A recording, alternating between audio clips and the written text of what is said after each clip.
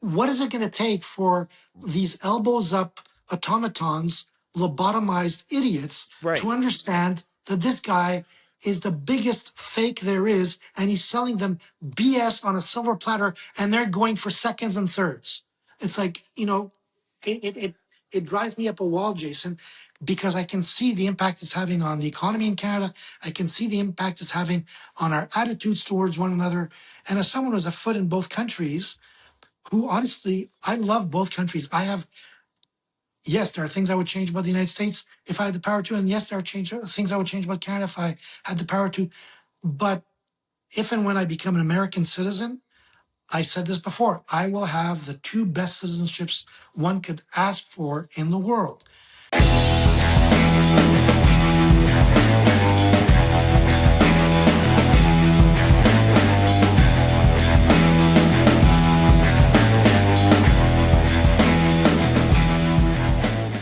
Ariel Delouya, it's good to see you, man. Thanks for joining me. Thank you, James. Likewise. Yeah. We're going to pretend like we didn't have a 2-hour conversation the other day and go back over it, but technology is a bitch, so we're back again. I know. I'm still bummed. Me too. So, Ariel, for the audience and for people who may be unfamiliar with you, can you give a little bit of your professional background and your history working in and for the Canadian government? Yep. I joined the Canadian government as a Foreign Service officer with the then Department of External Affairs, because it's since been renamed several times, in June of 1986. My first posting was a year later to Turkey, Ankara, Turkey, the capital. Spent 2 years there. And that was a kind of a common assignment for most new officers. They get you out after a year and you dabble in different responsibilities and you're kind of exposed to the different facets of the work of a mission abroad. And then after that period, I came back to Canada and had a number of assignments in Ottawa until 1998. So I came back in 1989 from Turkey. And until 1998, I was in the department doing different jobs. I worked in the G7 unit. I worked on media relations. I did environment work. And then from 1998 to 2002, I had a really fortunate set of assignments, a couple of assignments, back to back at the Privy Council office, which, if your viewers aren't familiar with the term, the Privy Council office is effectively the Prime Minister's department. It's the central coordinating organization in the Canadian government. And it's stacked with a lot of very senior officials along different business lines who are there to support the Prime Minister or the cabinet in their work. So for the first 2 years of that 4-year period, I was in the Foreign and Defense Policy Secretariat, which is the unit that supports the Prime Minister, not the Minister, no ties to foreign affairs at this point, that supports the Prime Minister in his or her international affairs work. And it's led by a person who's called the Assistant Secretary to the Cabinet for Foreign and Defense Policy. He's effectively the counterpart to the United States National Security Advisor, who right now is Marco Rubio, who has like half a dozen jobs right now. So that's kind of the parallel. And I was one of his, the Assistant Secretary, I was one of his officers supporting him. And I had a defined set of responsibilities that were concentrated mainly around the Middle East, the G7, France, a couple of other multilateral subjects, the G7 summit, for example. And that was really illuminating because you learn to work very differently for the Prime Minister as opposed to a minister when you're back in the department. And in those days, the Prime Minister was Jean Chrétien, very competent Prime Minister. And the Prime Minister, every Prime Minister, of course, brings his particular style to the office. But Chrétien, who'd been in government for a long, long time, was that sort of person who didn't want a long, drawn-out 6-page note on whatever the subject you were briefing him on was. He insisted on a 1-page note, which really forced you to be very strategic in terms of what you put out there because you're working with a page. And it was very rare you could exceed the page. Under exceptional circumstances, you could. I think in my 2 years in that job, I exceeded the single page requirement once or twice, and I know exactly what it was for. One was for the results of a French presidential election and the analysis therein. And the other, it happened actually my first week in the job, August 1998, the Swiss air crash off Peggy's Cove, Nova Scotia. I was covering for one of my colleagues who dealt with Western Europe, but he was on holidays, it was summer. And so I was looking after his files, and like my third day on the job, this plane goes down with many French and Swiss citizens killed. And of course, the presidents of those two countries flew to Canada for a memorial service days later. So it was a good baptism of fire. So just to be back to the point, the Prime Minister, at least Jean Chrétien, was very fastidious about a one-page note. And then from that job, the then clerk of the Privy Council, who was a fabulous public servant named Mel Cap, chose me to become his chief of staff as clerk. So what was initially meant to be a 2-year secondment to the Privy Council office became a 4-year secondment. And candidly, Jason, of all the interesting jobs and assignments I've had in my career, no job I've ever held, including that of an ambassador, rises to the level of centrality to government function that job held. I saw everything. I was the last person to see a document before it went to the Prime Minister, sometimes delivered them to the Prime Minister, recovered them from the Prime Minister, from his staff, of course. And you're working at the nerve center of government. So I got to tell you, when you read a newspaper, well, back then, if you read the newspaper, for those 2 years, I read the newspaper in an entirely different way than you and I now read a newspaper, because you kind of have so much information about what's actually going on behind the scenes on a particular economic announcement or on a particular foreign policy matter or social policy announcement. And it was the ultimate, it was like getting a PhD in government compressed in 2 years of highly intense work where you're working with the Prime Minister's deputy functionary, nonpartisan, of course, and it was a great job. Anyway, from there, I went to Washington. That was my first of 2 U.S. assignments out of 4 total assignments outside of Canada that I've had. And that was from 2002 to 2006. And again, one of the best jobs probably in the Canadian government, certainly in the Foreign Service. I was the minister counselor, head of the embassy in Washington's Congressional and Legal Affairs section. So my work consisted almost entirely of working the Hill with visiting ministers, visiting, prime ministers, visiting premiers, parliamentary delegations, the ambassador on his various calls. But it was also, being on the lookout for any kind of legislation that might unintentionally have an adverse impact or implication for some Canadian interest. And then you'd have to kind of, get into gear and work with the relevant House or Senate committee overseeing that legislation.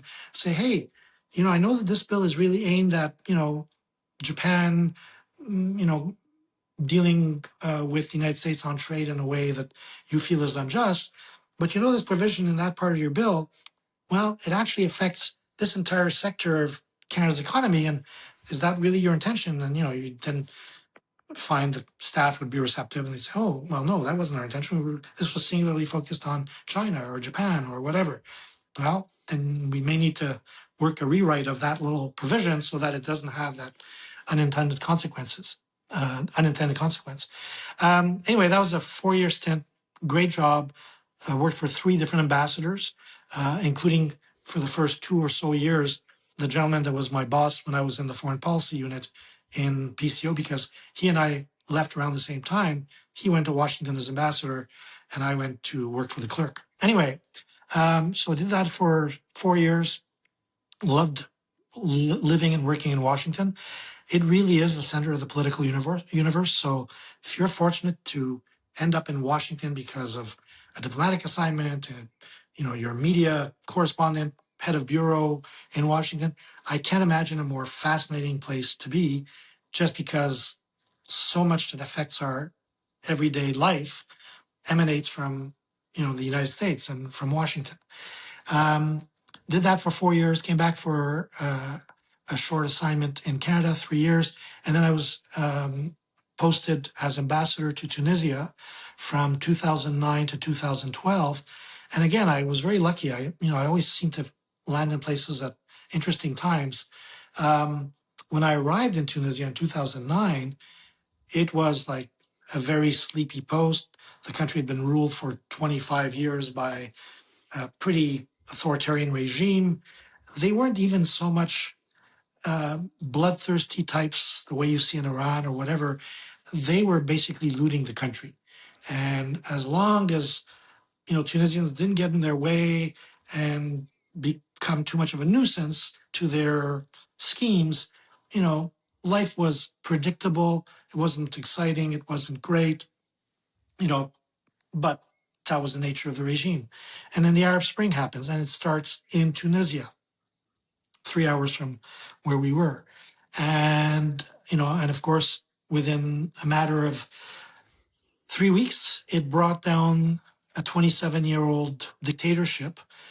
And interestingly, the leader of Tunisia was probably the smartest of all the Arab League leaders, who then ended up having their own uprisings to deal with, because when he could read the writing on the wall, and when it was clear that there was no coming back from the level of popular unrest that now had gripped the country, he basically got on a plane and said, okay, I'll take my $5 billion that I've squirreled away in different parts of the Arab world and, Swiss accounts and so on, and I'm just going to go and live the good life in Jeddah, near Jeddah, on the coast of the Red Sea in Saudi Arabia, which is what he did. And he died there many years later, And then when it followed in Egypt, well, Mubarak ended up in jail. And when it followed in Libya, we know what happened to Gaddafi. It wasn't a very happy ending for Gaddafi.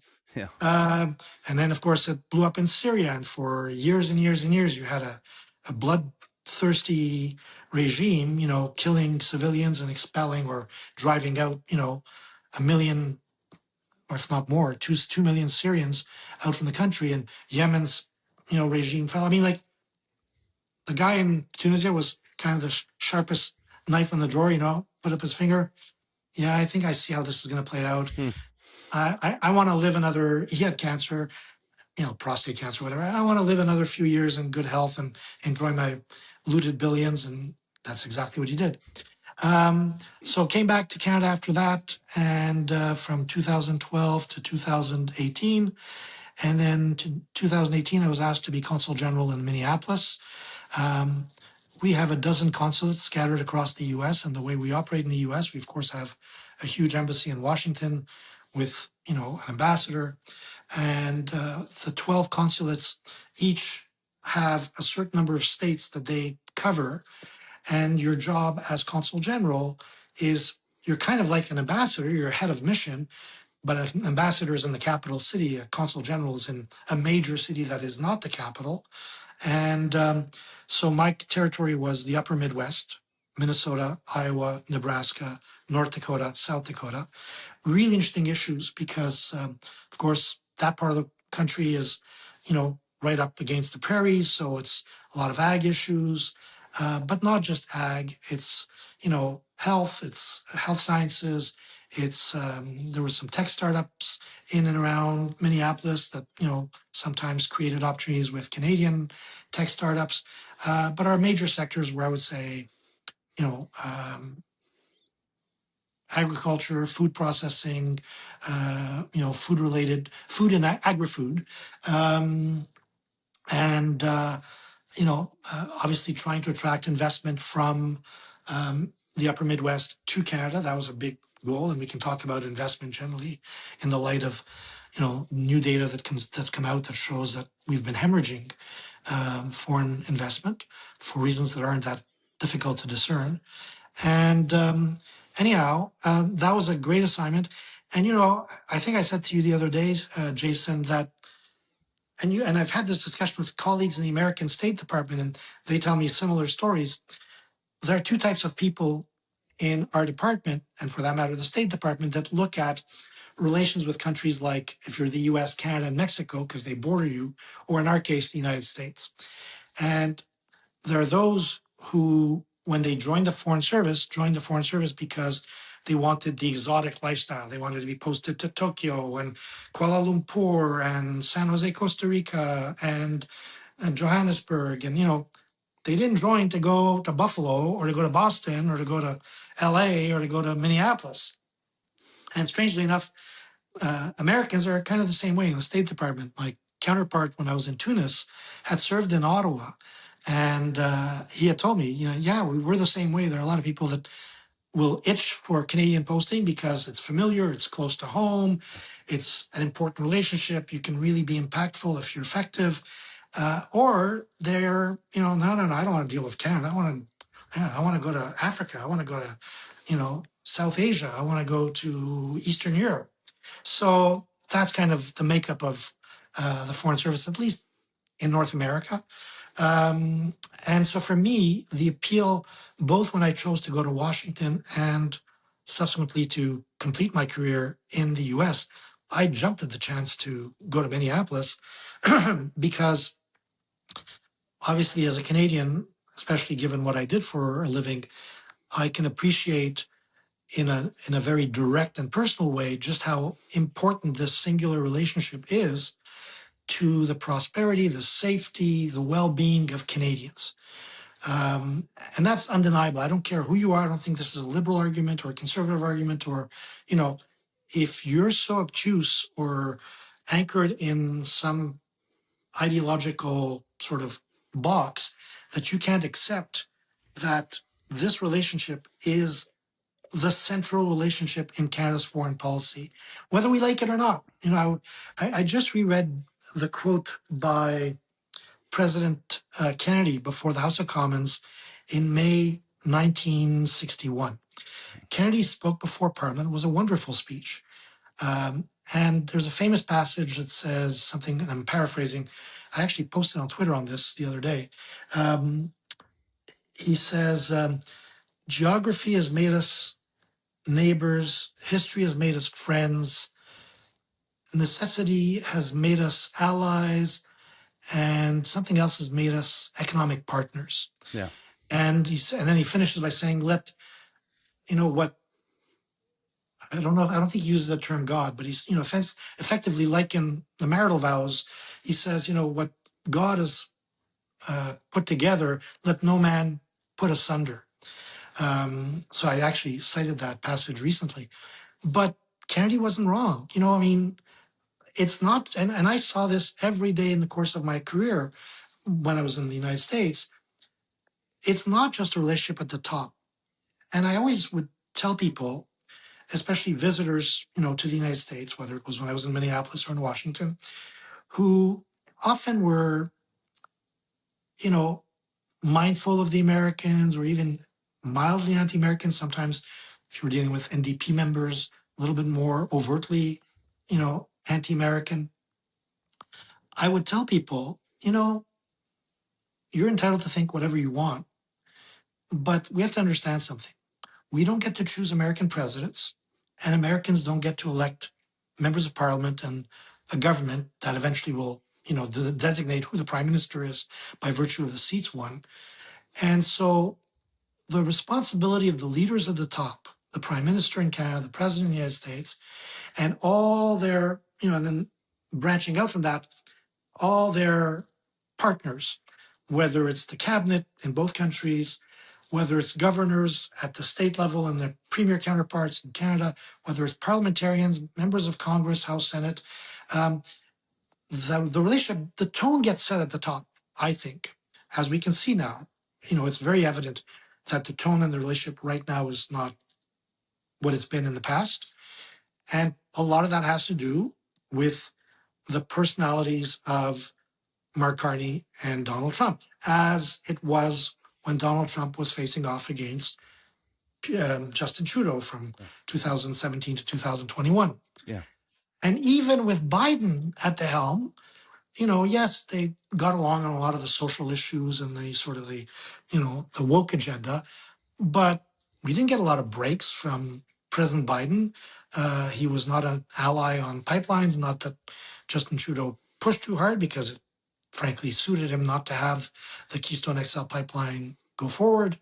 So the fact that you might have ideological soulmates at the top, doesn't necessarily mean that the relationship runs smoothly. In fact, if you look at the period from the post-war to today, there's always been, more often than not, there's been tension between the two men at the top. And the exceptions, it's easier for me to talk about the exceptions than to talk about the close bonds. Going back, and I was there for this, I was in the Privy Council office for this, Justin Trudeau had a good relationship with Barack Obama, clearly. Although, again, Barack Obama did us no favors on Keystone XL. He delayed, he procrastinated.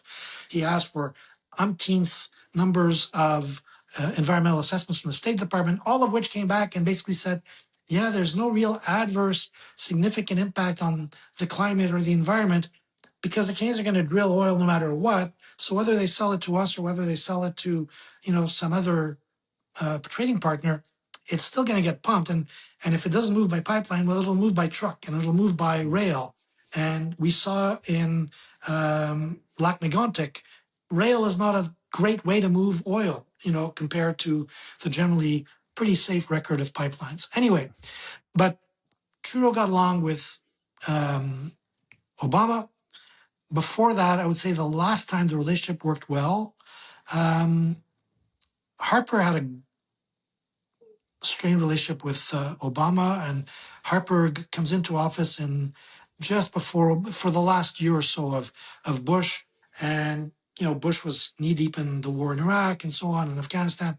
They got along, but they weren't backslapping buddies.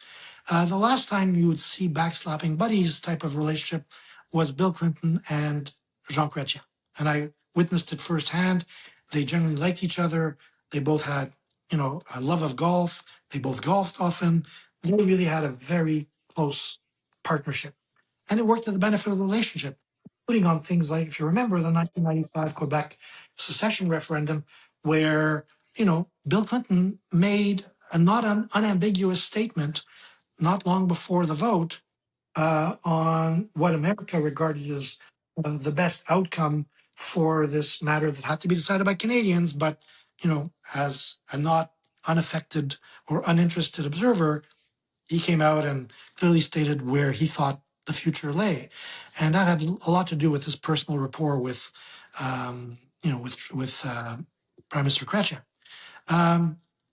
Before that, if you go back, again, a close bond, Mulroney with Reagan, of course, and Mulroney with the first George H.W. Bush. And then before that, even when you had Democrats in the White House, Trudeau didn't always get along well with his counterparts. He got along okay with Carter, but Carter, was not a very effective president, unfortunately, and the relationship wasn't warm. It was a working relationship, but it wasn't close. And then the opposite example I always give to illustrate just how tense sometimes a relationship could be was back in 1965, I believe. Lester Pearson is prime minister, Lyndon Johnson is president, and the war in Vietnam is really taking on more momentum. The war in Vietnam really has its seeds planted, I think, under Eisenhower in the late 50s. And then, then Kennedy starts to send more advisors, but it really starts to ramp up under Johnson. And in fact, by 1968, it is so ramped up and so gone a little bit sideways even by then that it forces him to abandon the hope of seeking a second term in office. And that's why he steps down in 68 and says, I'm not going to accept the nomination. And, that paves the way for Nixon to be elected in 68 after losing to Kennedy in a razor-thin election in 1960. There's a famous episode in the relationship between the two men where Pearson was going down to Washington to meet the president. And on his way to Washington, he was stopping at Temple University in Philadelphia to give a speech at the university. And Pearson was the consummate diplomat. This is a guy who won the Nobel Peace Prize.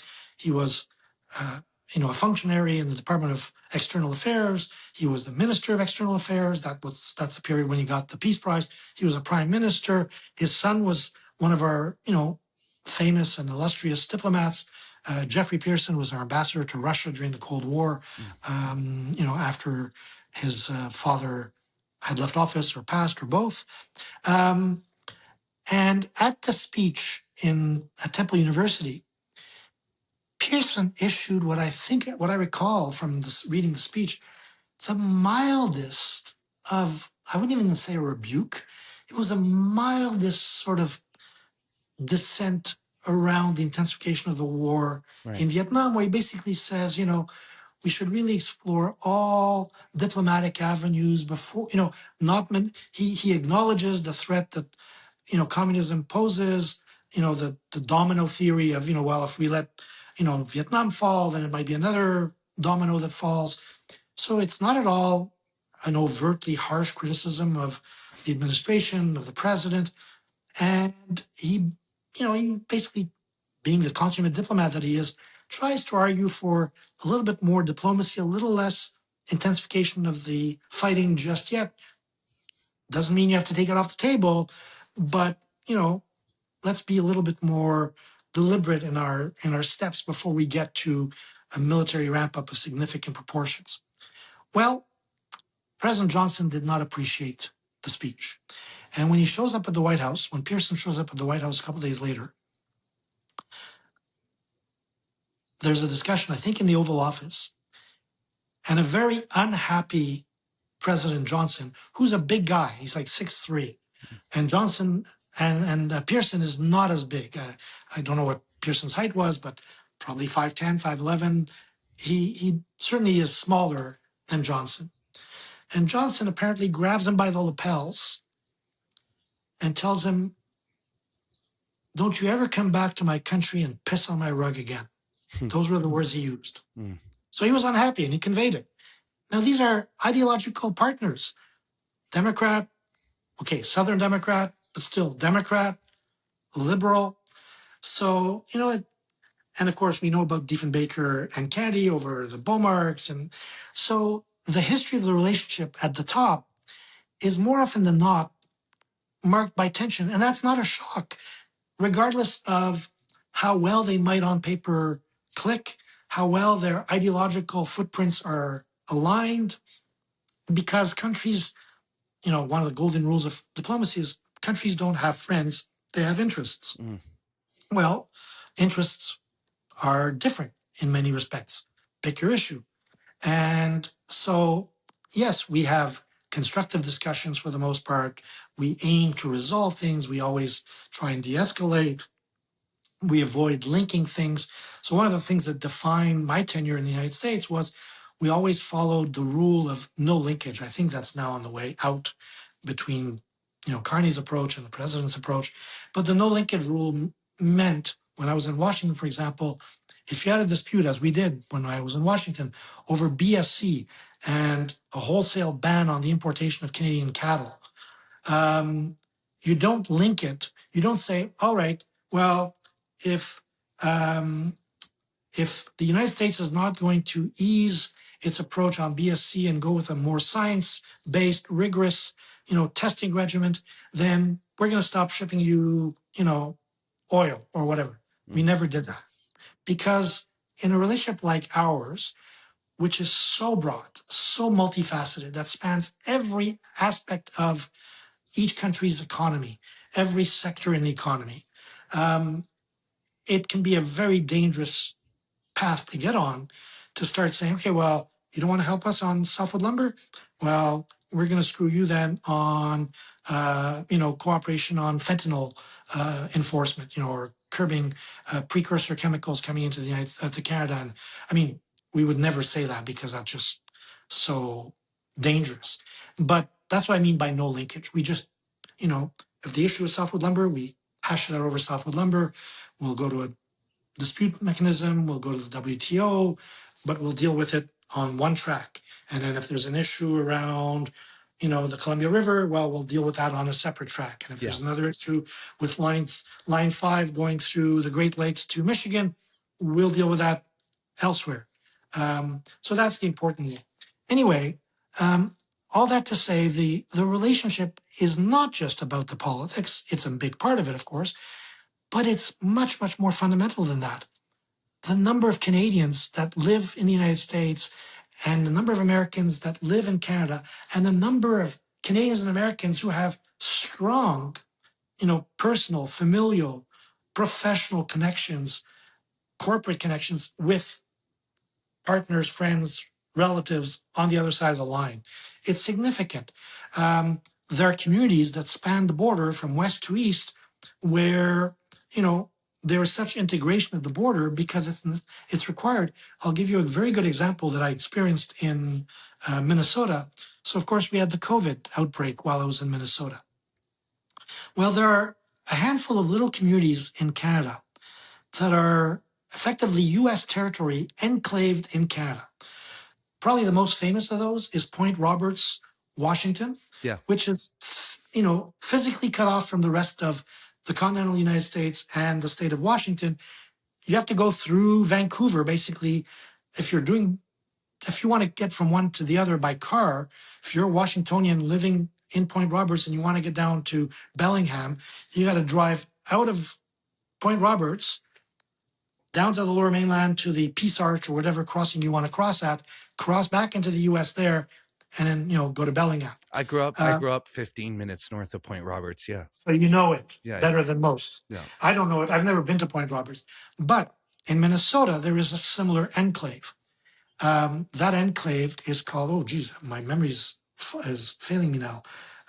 What's it called? The Northwest Angle.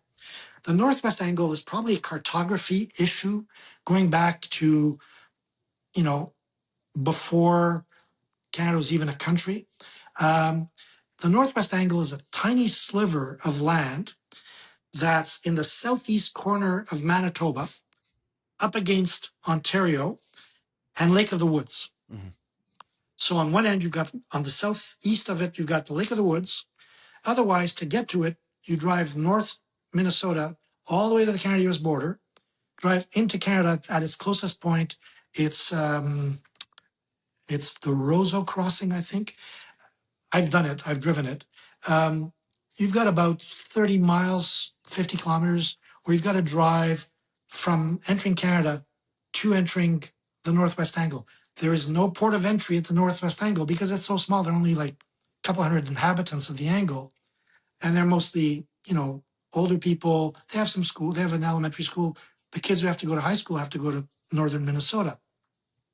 The community, as I said, doesn't even have a port of entry. So when you drive there as a Canadian, as an American, as soon as you come in, there are signs, as soon as you cross the border, there are very clear signs that say you have now entered the United States. As per USC code, whatever, you must report to DHS, Customs and Border Protection. At this point, you will see a phone booth-like place. You have to go there, register online, wait for clearance to be granted for entry, and then you wait, and it comes within seconds on your phone or whatever, and you're good to go. And when you leave, it's the reverse. You have to call CBSA, say, hey, I'm leaving the Northwest Angle to drive to the port of entry at Roseau, or wherever it is that you're going. And, I need clearance to get in, and you do this by phone, and they take your passport number or your license plate information, et cetera, and off you go. Well, during COVID, with all the restrictions, it posed a real challenge for the residents of the Angle, because whether it's to go to the doctor, whether it's to get certain, groceries or things, it has a rudimentary set of services in the Angle, but not that many. It's a tiny it's an area the size of, most of it is, it's the lake is a big part of it, and it's great fishing, but it's forested and fishing, and there's only one way in and there's only one way out other than by going by water. By water, it's entirely in the U.S., so there isn't this issue. If you're taking a boat, the waters are entirely U.S. waters from the north of Minnesota to the Angle, so you're fine. But it's when you have to go by road, and obviously in the winter, they build an ice road, but you can't put a school bus full of kids on an ice road when you can just drive them around, right? Right. But because of the COVID restrictions, and we were far more restrictive than, in the U.S. it varied by state. Minnesota, even though it was a Democrat-run state, wasn't as nutty when it came to restrictions as some other states were. It wasn't Florida, but it wasn't, Michigan. It wasn't California where they put sand in, skate parks and all sorts of other nonsense. But at one point, we were making life very difficult for people in the angle to get out. The notification requirements and so on were burdensome, and it could take an hour to get an answer. So you have a young child who's having some kind of a medical episode, and you need to get him to a doctor pronto. Do you have an hour to wait for someone at a call center with CBSA in Southern Ontario to understand, who may not even understand or visualize the geography, to understand and give you an answer? It was awful. And so at one point I ended up on a phone call with someone from the Public Health Agency of Canada. This is at the height of COVID. And I was restrained, but I basically said to them, listen, I understand the risk mitigation you're trying to, ensure, but understand this is a 35, 40 kilometer, whatever it was, I forget the exact distance, 50-kilometer distance of nothingness. This is southeast rural Manitoba. This isn't Point Roberts, and the restrictions for Point Roberts were less onerous than ours. And Point Roberts, you have to go through the third largest city in Canada to get to the rest of Washington, or vice versa. Yeah. Whereas here, and in fact, I had this line I used with this PIAC colleague, and I said, look, the risk of a Manitoban, of an American who's crossing southeastern Manitoba to get to the Northwest Angle, of encountering a two-legged Canadian is much slimmer than the risk of encountering four-legged Canadians, right, i.e. deer and other wildlife. And, eventually we eased it, but we basically killed the tourism sector for a couple of years because we would not allow non-residents to access it until well into COVID. So long digression, but all that to say that you've got these communities, different points along the border. I think the other one is Campobello in the east, and there's one other one. I used to know this. There's a fourth. There are four, and it's in Alaska.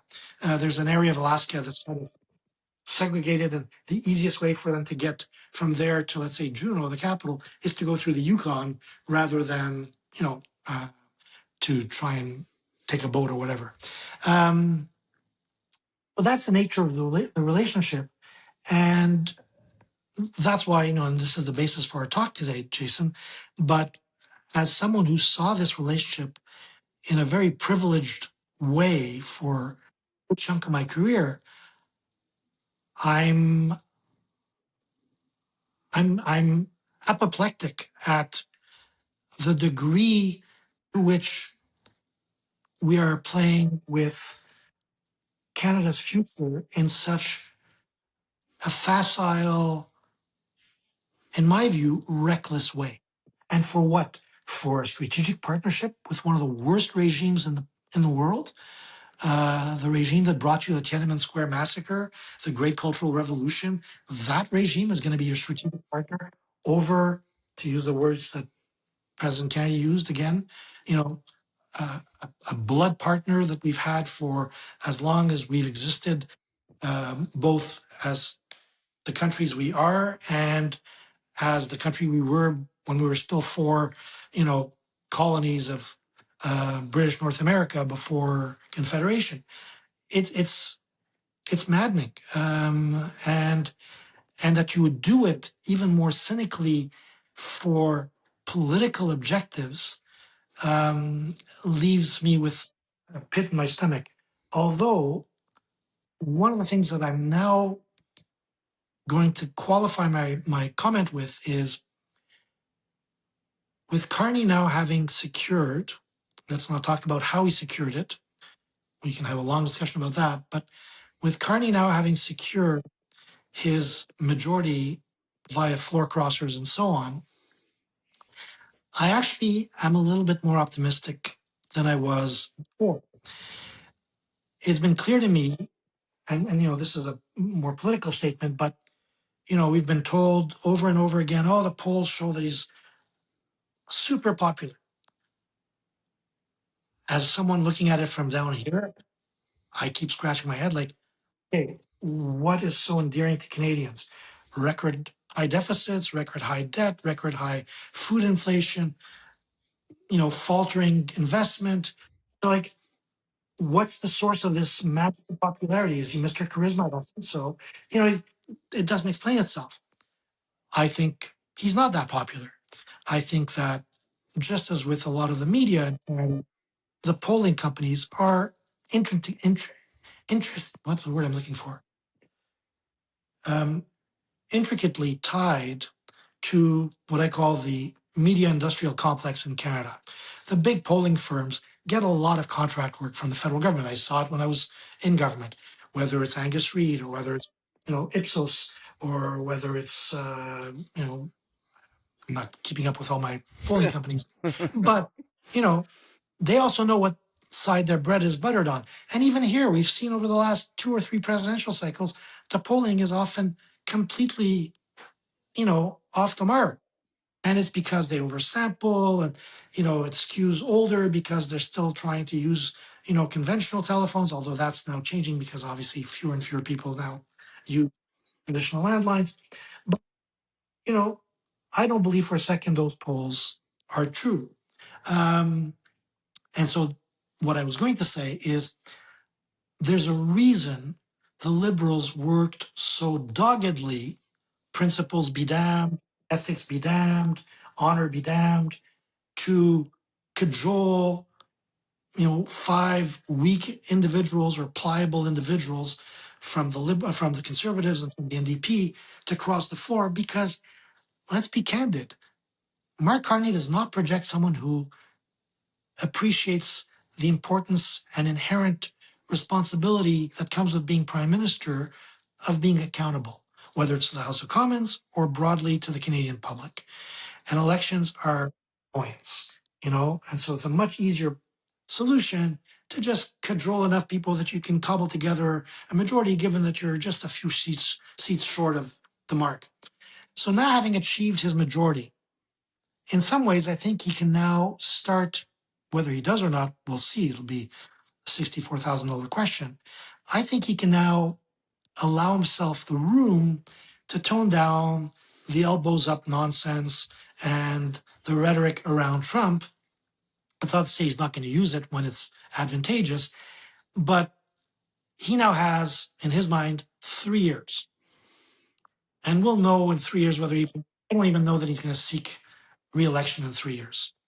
I don't know that the government, the state of the country will be, even as bad as it is now in 3 years. It might be even far worse than it is in 3 years. Yeah.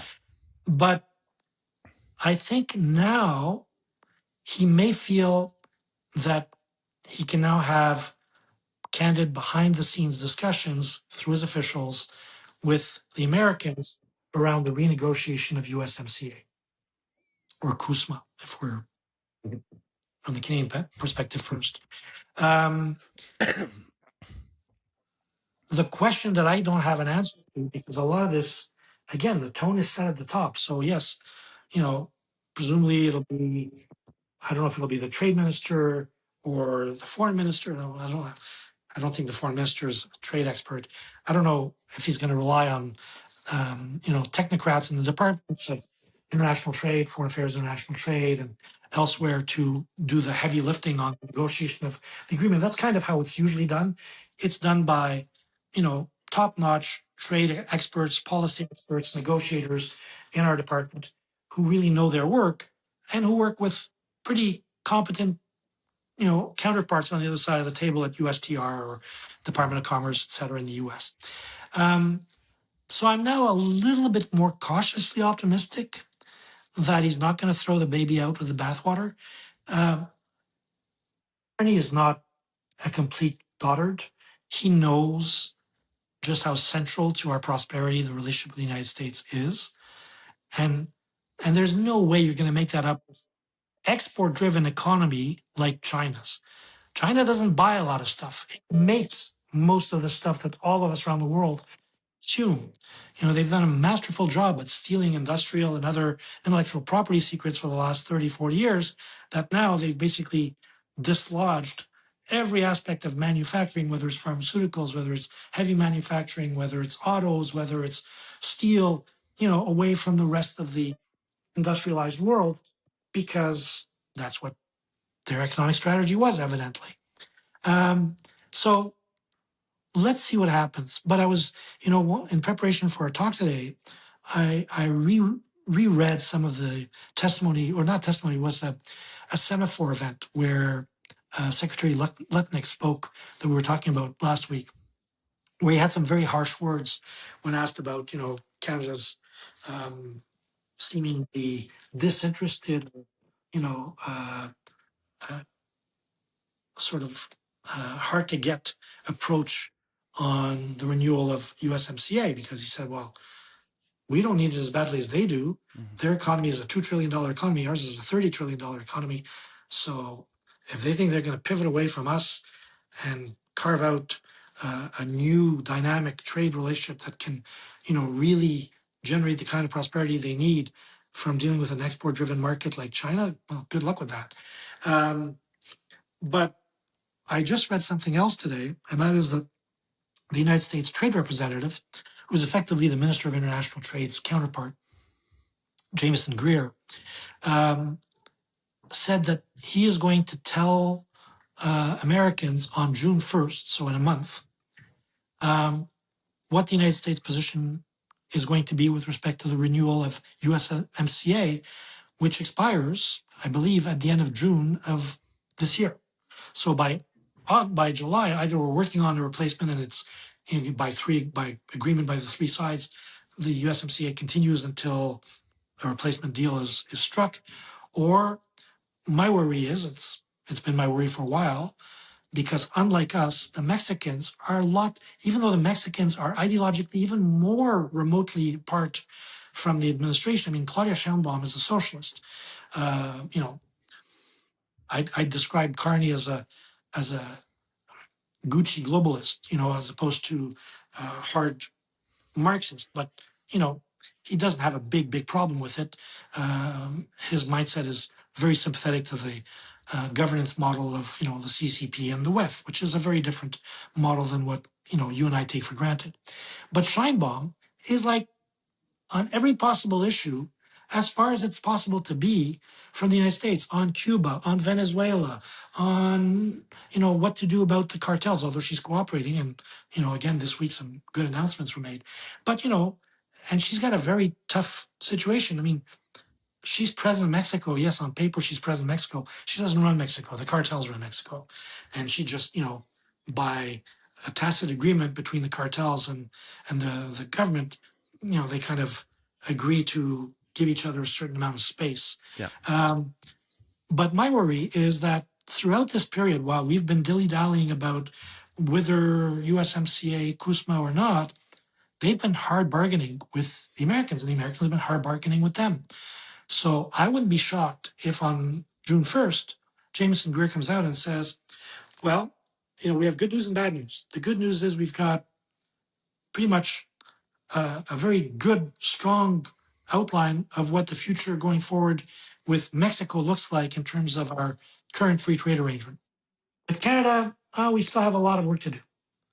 So then that begs the question, do they do a bilateral trade agreement with Mexico and then they leave us dangling and maybe we can work something out that can become a bilateral agreement again? It's almost a reversal back to the NAFTA days of 1993 when we had TA from 87 to 93, and then we brought the Mexicans in and made it a trilateral deal as opposed to a bilateral deal. So we'll see what happens.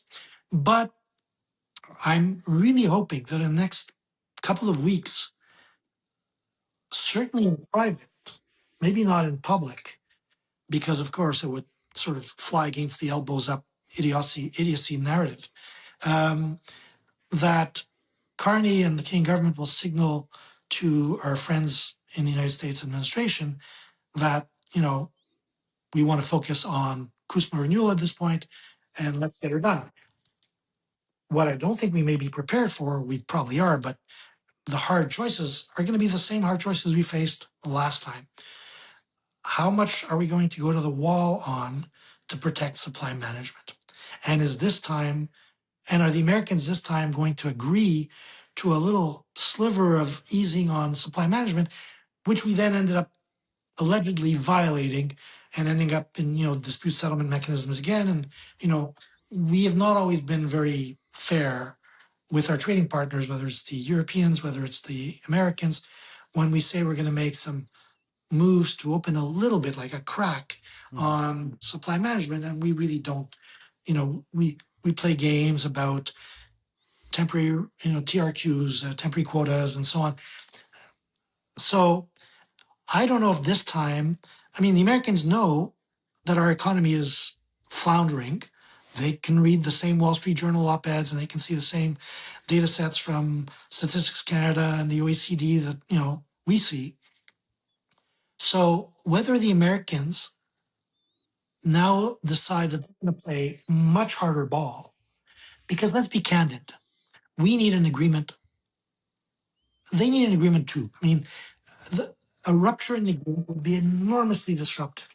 Integrated supply chains that still, exist across a range of sectors, including agriculture, and you couldn't just rip up the agreement and on July 1st say, okay, well, we're done with Canada. We're reverting to a kind of a tariff-based approach, and we'll negotiate sector by sector. If we do that, it's damaging. It's certainly going to be more damaging to us because so much of our exports depend on access to the US market. But it'll still have a dislocative impact on a lot of sectors in the United States, especially in states that are closer to Canada physically, but not exclusively so. The energy trade is massive. Part of the way in which the United States has achieved energy independence and is now a net exporter is because we have landlocked oil that we can't move anywhere but one place, and that's the United States. So they don't want to forego that market. Yes, they're going to get more oil now out of Venezuela. Depending on what happens in Iran, that might free up a lot more oil. I think the announcement of the last 24 hours that's really significant, just just to step aside for a second, on the oil front, is the fact that the UAE announced it was bailing on OPEC. That's significant because that starts to break the consensus around, limiting output to ensure that the cost never drops below $75, $80 a barrel. Now, of course, it's over that because of the uncertainty around Iran. But we're not in the driver's seat even on energy right now because we've hemmed in our extraction. We can't export, deep ports. We can't bring our oil to tidewater. We can't build pipelines across the country to put an end to the absolutely ridiculous, mind-crushing reality that for 40 years, the eastern half of the country has been getting its oil from, regimes in Nigeria and, Iraq and, the Middle East and Algeria. And it's insane that Russia before Ukraine.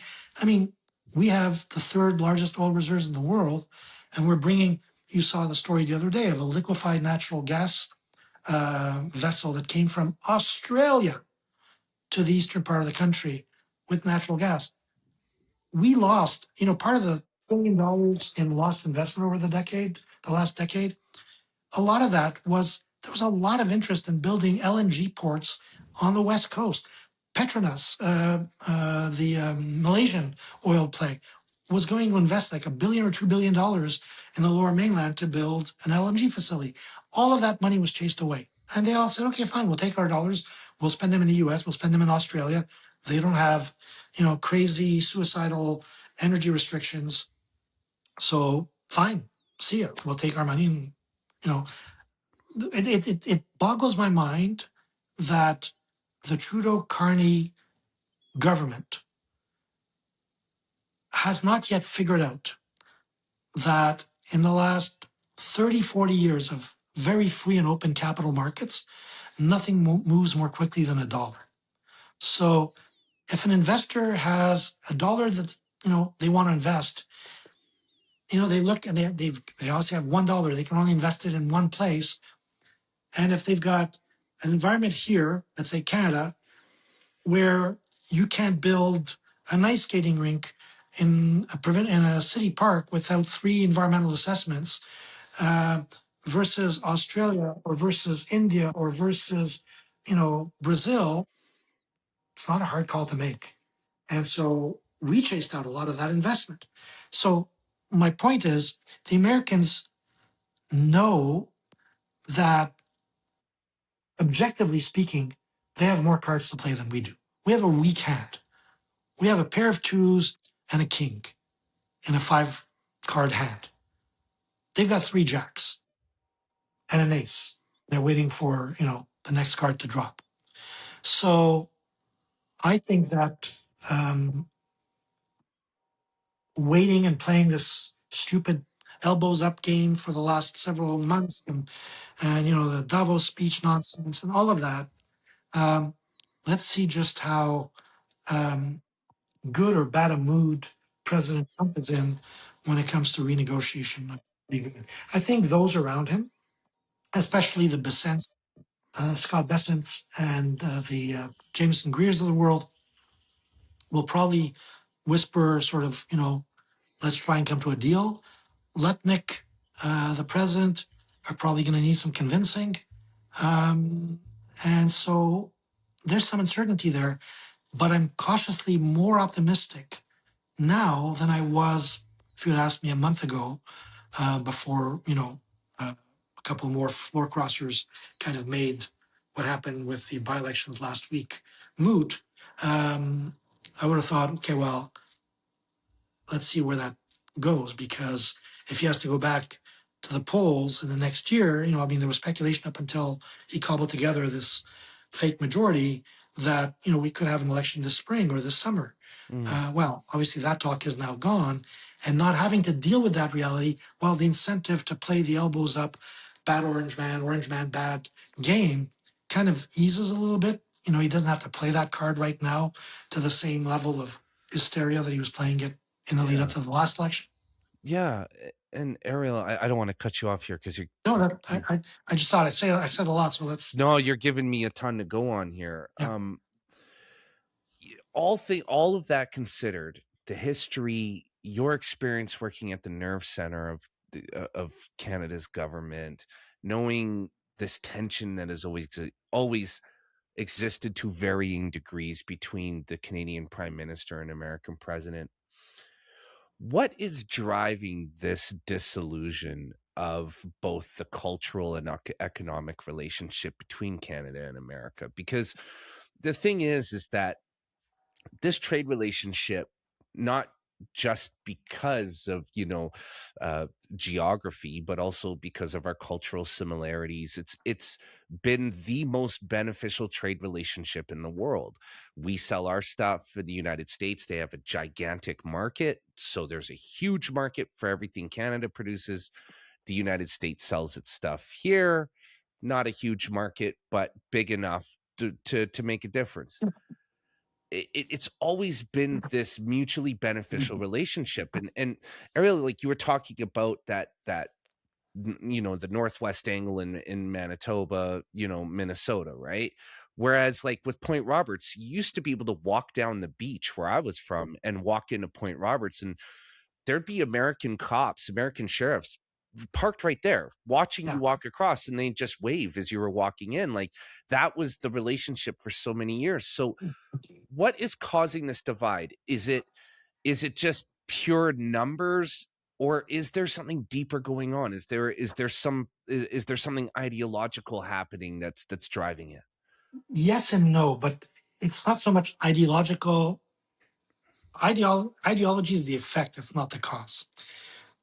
I think there are a few things that are happening. And to your point about, how things were not that long ago. I mean, I'm a little bit older than you are, but, when I was in university at McGill, my best friend at the time his parents had a cottage in Shelburne, Vermont. It's about 90 minutes from Montreal.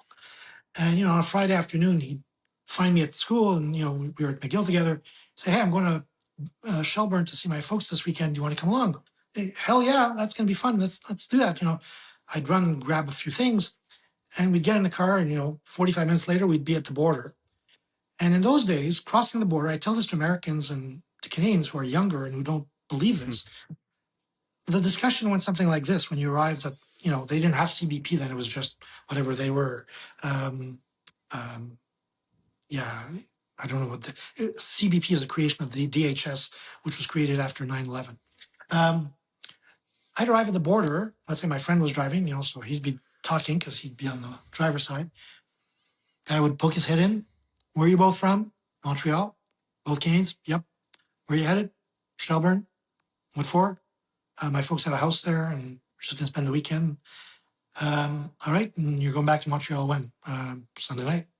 All right, drive safely. Have a nice day. That was my experience too. Yeah. That was the discussion. Yeah. You were done that discussion in under 30 seconds. Yeah. There was no paperwork produced, not a driver's license produced. Yeah. That was it. So what's changed? Several things have changed. And I'll put them kind of roughly sequentially. 9/11 absolutely had an impact on hardening the border. I worked for the Prime Minister in the Privy Council office for the clerk when 9/11 happened. And, one of the major pieces of legislation that came out of the US Congress, and I know because I was in Washington during this period, was something that created the Western Hemisphere Travel and WHTI. It was pushed by the chairman of the House Judiciary Committee, a guy named James Sensen from Wisconsin, Republican. And what the WHTI sought to do was reinforce the standards for identification to enter the United States. They didn't care if you were American or non-American. To enter the United States, henceforth, after that legislation was implemented, you needed to have a piece of ID or different IDs that established two things: your identity and your nationality. So your conventional Canadian driver's license doesn't do that. It says that you're Jason James from this address in Calgary, fine, and your license to drive this vehicle, fine. It doesn't say anything about whether you're Canadian or, any other nationality. So, like it or not, we did a lot of good work behind the scenes during that period, post 9/11, to ensure the line that we used in those days was, we want to make sure that,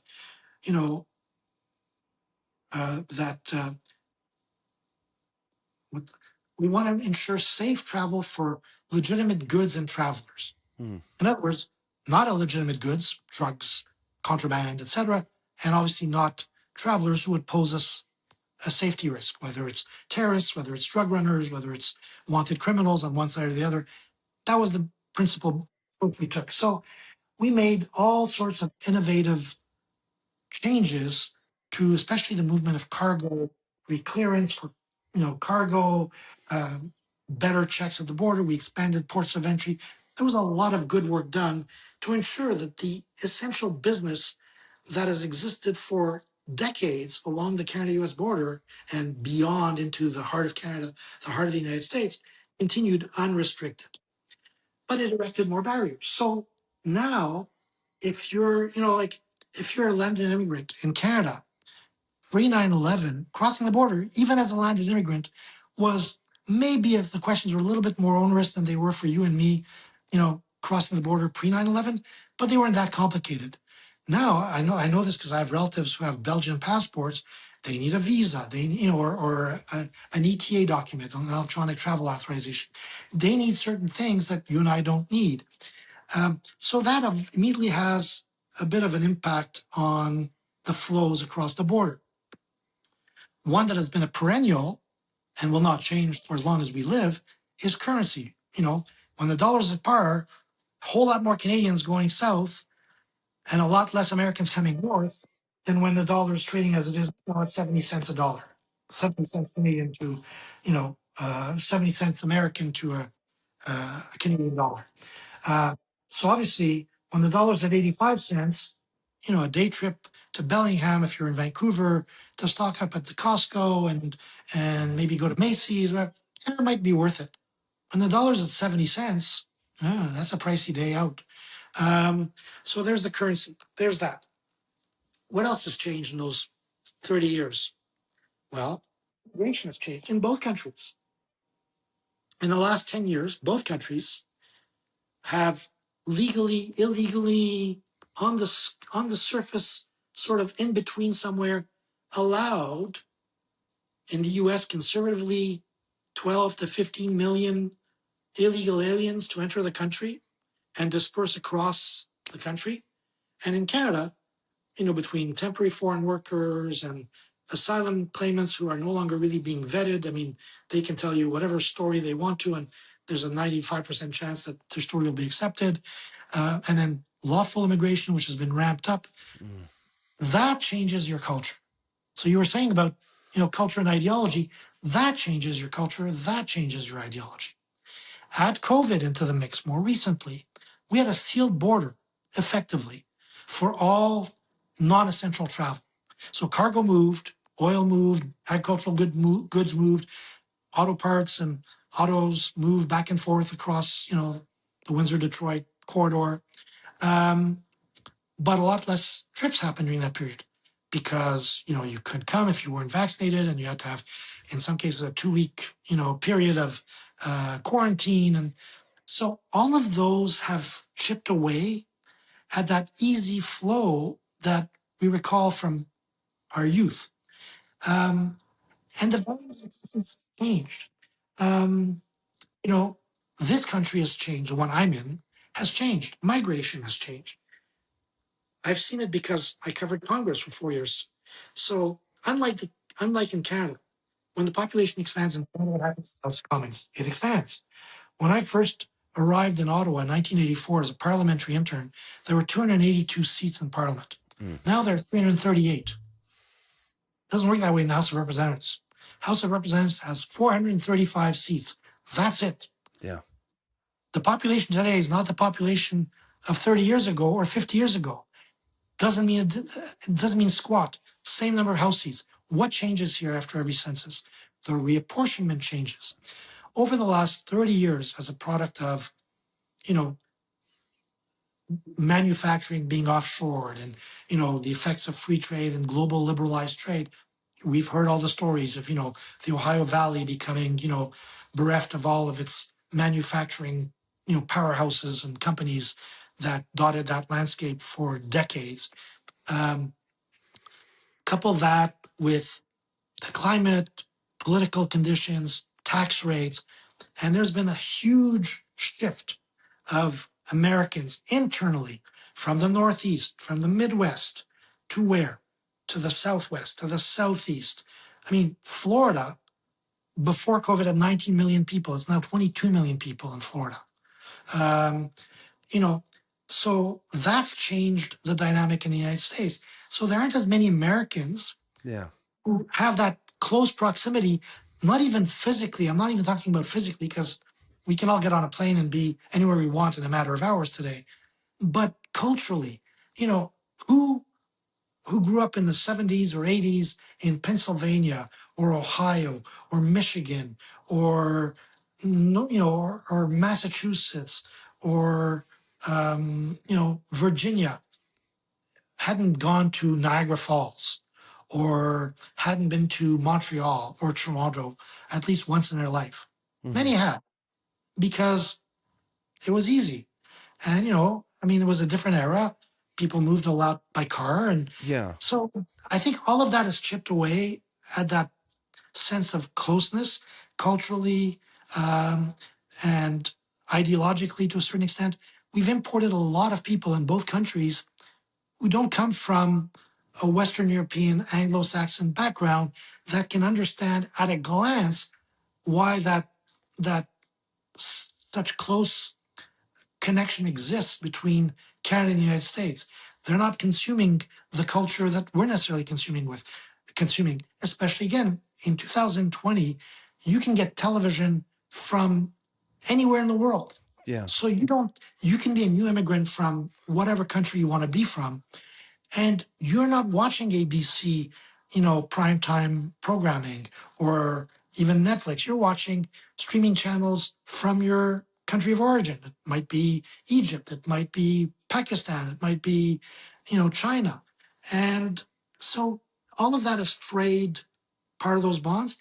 But the kicker, and it's always been there, and it's driven me crazy professionally throughout my career.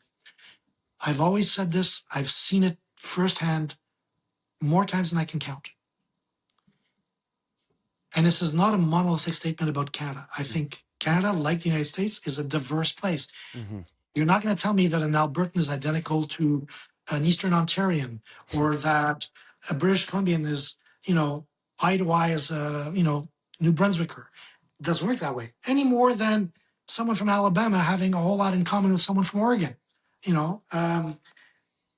But what's also changed, or what hasn't changed, but what's always been a factor in Canada's landscape, certainly going back, I would say, to the 60s, perhaps because of the Vietnam War, is there is a body of thought that is predominant in what I call the Quebec City-Windsor corridor, that is reflexively anti-American. It's not unanimous by any means, nothing is. But there are, I guarantee you that if you did a survey in that part of the country about attitudes toward the United States, and a survey confined to Manitoba, Saskatchewan, and Alberta with the exact same questions, your results would be entirely different. Because there is not, I don't think, in the prairies as much latent anti-Americanism as exists in the, among the Laurentian elite who live where? Quebec and Ontario. And they're reflexively anti-American, I think ideologically, because of their schooling, because of, their easy revulsion with everything that they don't like and don't understand about the United States, their quote unquote gun culture, their approach to healthcare, their, as though we have it right on everything. We don't. We have it right on some things. They have it right on other things.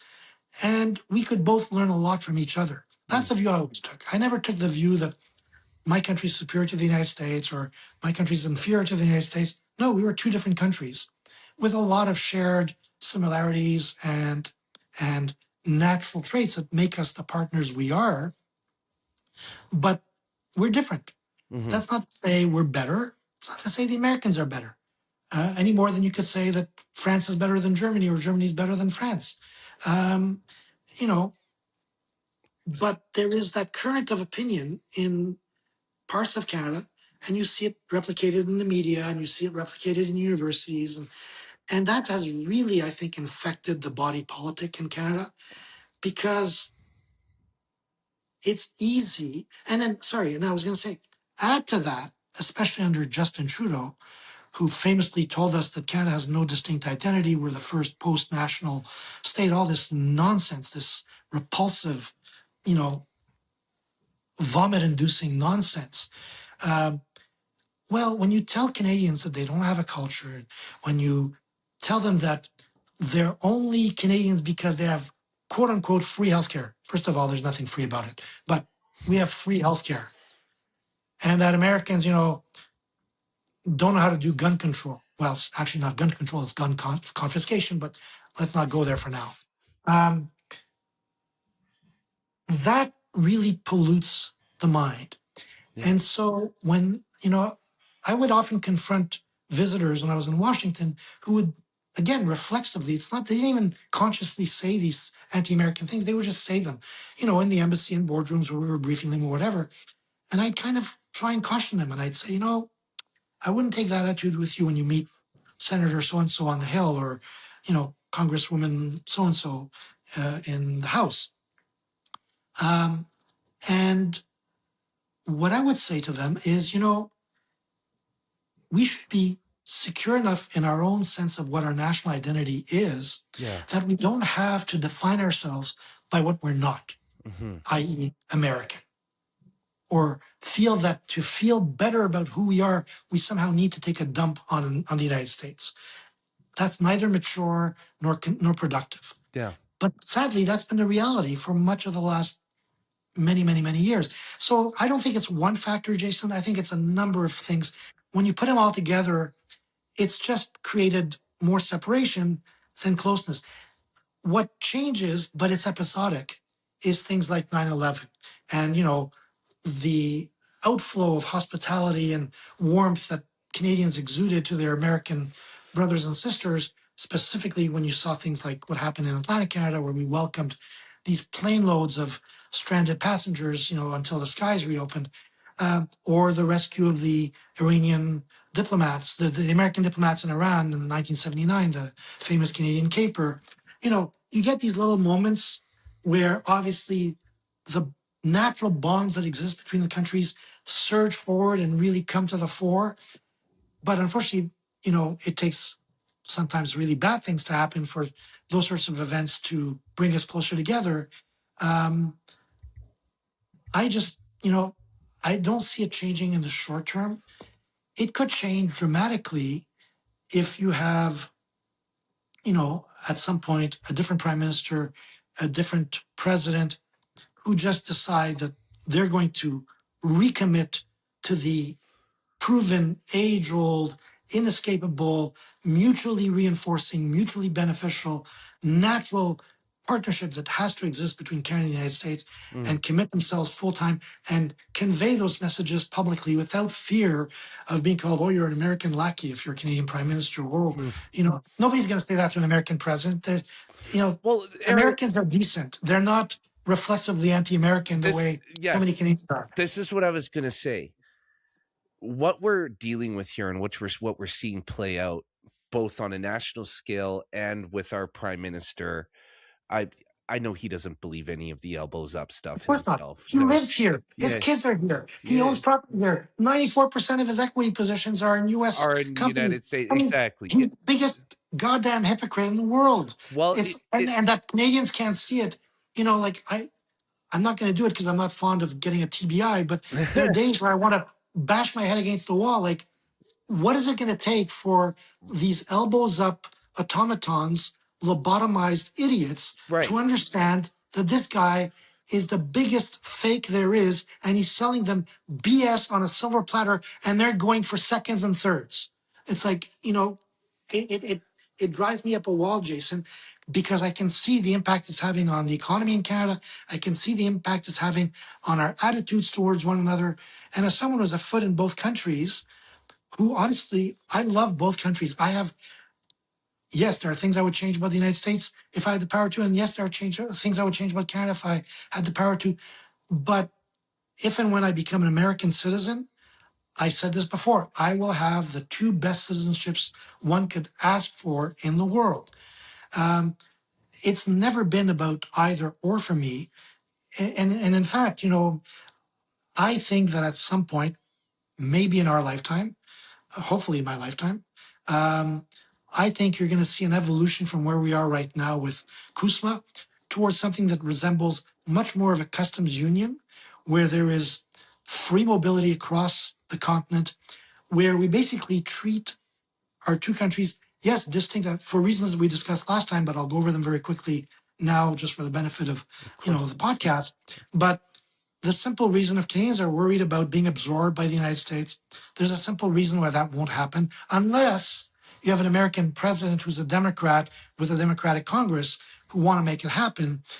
You're never going to see, 4 new states, 5 new states, 6 new states created out of Canada if Canada were to suddenly decide, because its economy has collapsed and has no real alternative or for other choices, to somehow fuse a much more close bond with the United States that makes us one economic market, one, kind of nation. The reason is most Canadians are to the left of Americans. So if tomorrow we had 4 new states comprised of what were 10 provinces and 3 territories, well, maybe with the exception of a Western state that, as long as it doesn't include British Columbia, if it's just Alberta, Saskatchewan, even Manitoba, it's not enough votes in Manitoba to change what Saskatchewan and Alberta might wish. You'd have 3 solidly, 4 solidly Democrat states, 6 more senators, whatever the population is. That's right. That many more House seats. So, to the Canadians who think that, Donald Trump was dead serious about making Canada 51st state. If you haven't realized, if you haven't understood that the way that Trump works after watching him on the political scene for more than 10 years now, I always tell people, if you want to know what Trump thinks, on foreign policy issues generally, listen to his words. Now, yes, he said, Canada should be a 51st state. But what I mean by listen to his words is when it's about life and death issues, listen to his words. How many times did he tell Iran, you can't have a nuclear weapon? You either come to the table and make a deal, or we're going to have to deal with it. And then we had, Midnight Hammer in June, and now we have Epic Fury. Maduro, same thing. He pleaded with Maduro, make a deal. He's told the Cubans, make a deal. When it comes to those sorts of issues, Trump is not a hide the ball kind of guy. Right. He lays his cards right in front of you. Here are my cards. I've got a bunch of aces. You got 2 twos. So you want a deal, or do you want the consequences? Truth or consequences? And well, the consequences don't always work out. But, a lot of it is also, it should be clear, just as that is clear to me, it should be clear to most Canadians that Trump is a guy who speaks in grandiose terms, who uses big words, big in terms of bombast, right? It's outstanding. He uses superlatives all the time. That's just the man's style. He was a businessman. He was a marketer. He was an ultimate marketer. So if you can't separate, reality from fiction, that's a you problem. That's not a Trump problem, because generally Trump isn't that hard to figure out, I don't think. Yeah. And I don't have I'm not a Trump whisperer. I've never met the man. I don't know him. I have no connection to him whatsoever, but we've seen him. And if you watch American politics as closely as I do, you kind of recognize the patterns when, he's bluffing and when he's basically telling you in no uncertain terms what your options are. He's leaving it up to you to choose, but he's making it very clear. There's door number one. Door number one is a good door. I can't tell you exactly what the prize is, but it's a prize. And then there's door number 3. And door number 3, well, I wouldn't want door number 3, so I'm pretty sure you wouldn't want door number 3.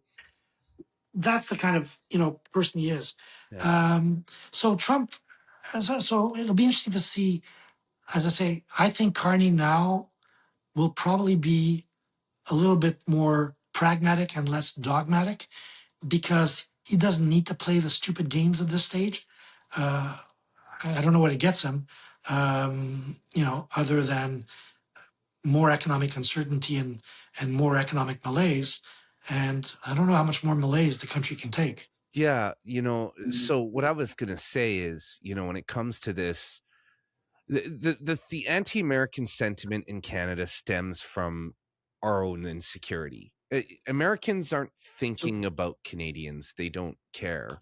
Those Americans that I meet never tell me a bad thing about Canadians. No, they don't care. And that's kind of like the sad part about it, is that, and what's really humiliating about all this is that you have a prime minister who built a campaign on anti-Americanism, confused the shit out of Americans, because they were like, what, why do you hate us? Like, we don't even think about you. Like, what is all this about? And now, as you said, Mark Carney has secured his majority government, but the rhetoric, the anti-American rhetoric continues, right? Like he's done a few public addresses recently. I don't know if you saw the 9 or 10 minute address that he did, where he evoked the spirit of a war general from 1812 as to draw a comparison between. But yeah, but it's wild to watch it, because absolutely, because it's childish. Honestly, it's so infantile. Well, and this is the thing is look, Mark Carney, again, is not Justin Trudeau. This is something that you would expect from Justin Trudeau. We'd all make fun of it. Look, he's playing with dolls and little figurines. He's an idiot, right? But what's scary with Mark Carney is that he has held so many prestigious positions, both in non-government organizations like the UN, right? The World Economic Forum, and in the private sector and the private sector, Goldman Sachs, right? Brookfield, governor of the Bank of Canada, governor of the Bank of England. I mean, he's got an ironclad resume. So what is this guy doing on television holding a tiny little figurine? I think he's a purely Machiavellian, person. I think his interests are first and foremost, Brookfield's well-being, which of course correlates directly with his own well-being. I will predict right now, right here, I don't think he runs for another term. I think by then the damage inflicted will be so severe that he'll either know that he's not reelectable, despite owning the media, which I gather he's just announced even more funding for today, which is remarkable. You know, he is a more successful Michael Ignatieff, but he's still just visiting. And when he's done, he'll go right back to New York and pick up where he left off and count his billions at that point. And, you know, it's what distresses me about him is, like Trudeau before him, but I grant you they're two completely different individuals and separated by at least 40 IQ points. One of the things that drives me crazy about both of them is what I think. I mean, I can't be in their heads, but to me, neither has any kind of genuine affection or admiration for Canada as a country, or cares about the welfare of Canadians. And I don't mean new Canadians that arrived, on a plane in the last year. Yeah. I'm sorry, and I don't want to, castigate those Canadians or those permanent residents, but, there is a mindset, and you kind of see it here as well on the left of the spectrum towards older stock Americans, and you're seeing it in Canada towards older stock Canadians, that you're kind of the past. Trudeau was obviously very naked about it, his contempt for Canadian values and Canadian culture. He used to say, I remember watching him in French on Tout le monde en parle, I think it was on Radio-Canada, basically saying Quebec's culture was superior to Canada's because Canada doesn't have a culture. Like, that was the level of smarm and disrespect that, he wasn't afraid to voice openly on air. Again, not very bright, but that's neither here nor there. So that's the problem with Carney. But yeah, it infects a lot of minds. And of course, if you're in that Laurentian mindset, he's your guy. I mean, he's singing your song, more loudly and clearly than any Canadian Prime Minister has ever sang it. And the damage could be enduring. Again, personalities come and go. The nature of the relationship has its bases that aren't going to change that dramatically in a short period of time. Over a long period of time, who knows? I'm not going to be here in 50 years. I don't know what the state of the relationship will be in 50 years. But in the shorter term, I think he's gone after, 3 years from now. We know that Trump will be gone 3 years from now. Yeah. So you'll have two new figures at the top of that pyramid that defines this humongous relationship between our two countries. And we'll see how it plays out. But, to your earlier point about kind of that reflexive anti-Americanism again in Canada, you saw a perfect demonstration of that yesterday. The hockey game in Buffalo, Game 5 of the Buffalo-Boston series. I don't know if you saw it. Woman, I don't know, and I haven't figured out why she was singing both the Canadian national anthem and the American national anthem. Boston and Buffalo are not are not Canadian teams. She starts to sing "O Canada," and almost immediately the microphone falters. The audience doesn't miss a beat. They all pick it up. "In all thy sons command with glory." Like, all of a sudden, 18,000 people at the arena in Buffalo are singing the national anthem because her microphone keeps cutting in and out. I don't know if that had happened last night at a game between Edmonton and Anaheim in Edmonton. Maybe Edmonton's a wrong example because Alberta's different than, Montreal. But, if it had been Montreal, my hometown, my team, and the game tonight that's being played as we speak was being played instead in Montreal, and the announcer's mic faltered, would all the Canadians, now, to be fair, a lot of fans at the Montreal Bell Centre are French Canadians. Do they all know the words of the Star Spangled Banner? I know them. You probably know them because we've listened to them for our whole lives. We both lived there, and we both lived there. Yeah. So, but I thought again, but that goes to your point earlier. they don't think ill of us Americans. Yeah. The last time I had a person speak ill to me about Canada here was actually this week. It's funny. I'll share it with you. I was at an Ace Hardware with my girlfriend, and she was getting some knives sharpened. And I don't remember how hockey came up, but it was an employee of Ace, and hockey came up, and we were talking about the Lightning Montreal series, and I said, hey, well, I'm a Montreal fan. It's a good series. I might try and go to the game tomorrow, but actually I thought it was going to be last night, the game. This was Monday. And for some reason in my mind, the game was last night. And then last night I realized, it's tomorrow, and I've got this, so I wasn't going to go. And this guy said to me, I think he was pissed off because I said that I was rooting for Montreal, and I live in the Tampa Bay region. Floridians are big hockey fans, which is really weird. They are really weird. By the way, you know, one of the biggest fans of the hockey teams in Florida is the FBI director, Kash Patel. Yeah. The Floridians. He was in the dressing room with the Panthers when they won the cup last year. The American South fucking loves hockey, and I can't figure it out. But it's hard to understand. But yes, you're right. But this guy's dig at me, and I didn't argue with him. He said, yeah, but we sure whooped your asses at the Olympics, and you were poor losers. I said, well, I said, yeah, you won fair and square. Let's be honest. You won both games in overtime. Could have gone either way, but fair is fair. You won in overtime. We won in overtime in Vancouver in 2010. Right. And I don't dispute the loss. And I said, I live in both countries now. I have a foot in both countries. So if Canada wins, great. If the United States wins, I'd rather see the Canadians lose to the Americans than to the Swedes or to the Czechs or to the Finns. Right. I don't have that connection, that bond with those countries. But what it is, but what they see is this, and I know this because most of my friends are American, right? I lived in California for many years, right? What they see is this. They don't think about Canada at all. And this is on a cultural level, right? We're not talking about politics here. We're talking culturally. Yeah. Most of them don't even know we exist, right? Absolutely. And it's not because they don't care. It's not because they're cold-hearted. It's just that we are not even remotely important enough to care about. Absolutely. And so what happens is this elbows up thing emerges, right? Now, I do want to return to the 51st state thing because, Ariel, we're running out of time and I want to get your thoughts on what exactly that was. But here's the thing. Donald Trump says, he's bombastic, he's boastful, he's Donald Trump.